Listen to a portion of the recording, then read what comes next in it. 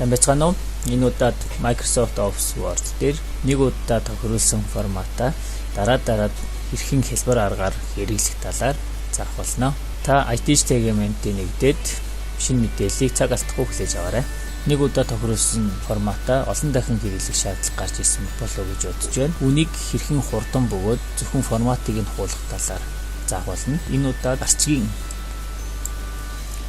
форматыг өөрчилсөн форматаа өөр текст дээр хэрхэн тохируулах талаар заах болно. За эхлээд онцгой содон байлгахыг хэн тул энэ гарчгийн тохироог өөрчлөе. Болд болгоод, италик болгоод, том болгоод, голлуулаад фонтыг үзүүлсэн ч болно.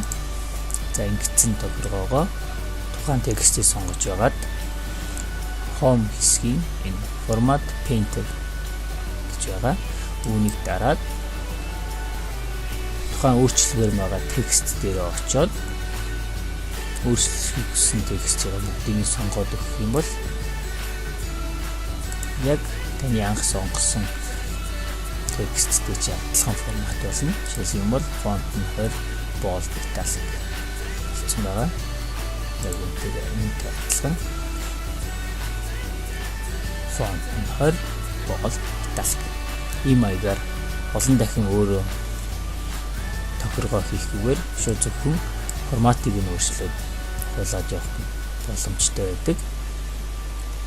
За харин үнийг гараасаа шууд хийгээд явах боломжтой. Эхлээд мөн адил өөрчлөмөр байгаа форматтай текстийг сонгож өгнө. Сонгочоод keyboard-ын дээрээ Ctrl Shift C дарна. За тэгчээд өөрчлөмөр байгаа текстэн дээр очиод үнийгээ сонгоод Ctrl Shift V дарж өгөх юм бол яг таны сонгосон формат тийм дагуу тухайн текстийн формат нь шууд өөрчлөгдөж явна.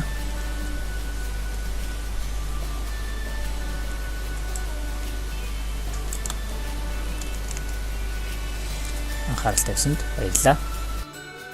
Танд энэ бичлэг таалагдсан бол лайк болон шеэр хийж өгнө.